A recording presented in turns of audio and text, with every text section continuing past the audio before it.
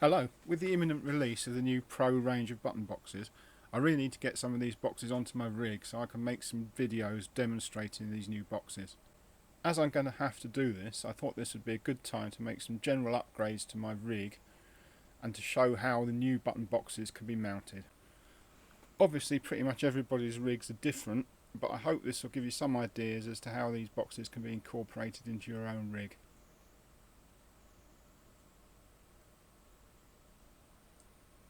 The boxes I'm going to add to my rig are the 30 function box you can see in the picture now and the 18 function add-on box.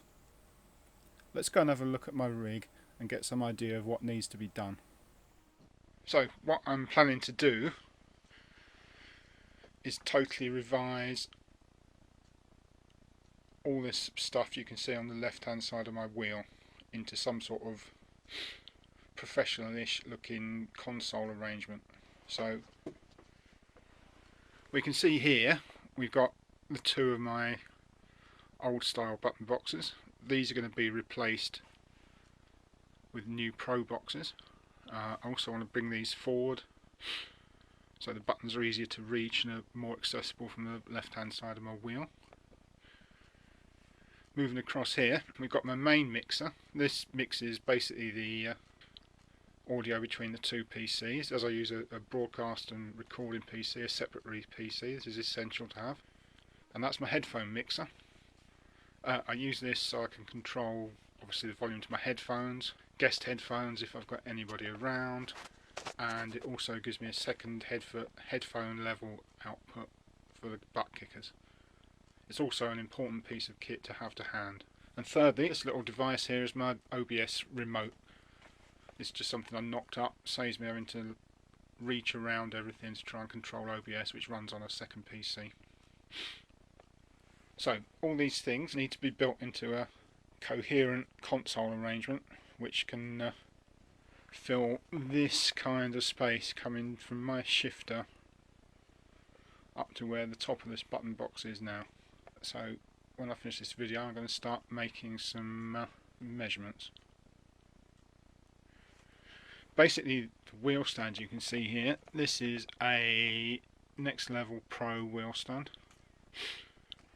And what I think I'm going to do is I'm going to drill this top bar here and bring out a plate, maybe just a couple of 3 inches, and then make brackets on that I can mount my button boxes, and then a second bracket board that's going to run down here somewhere, which is going to mount my 2 mixers and my OBS remote. And then it'll just be a case of finishing it so it looks like some kind of coherent thing. Okay, so I took all the measurements I needed off my rig, and here are the 2 button boxes that we're going to add to the rig. I took measurements off these boxes and then I made up a set of paper templates of all the items I need to position. Next thing to do is take a piece of 4mm plywood and have a fiddle around with my templates until I was happy with the layout. This allowed me to define the overall shape of the board, and then all I had to do was cut it out.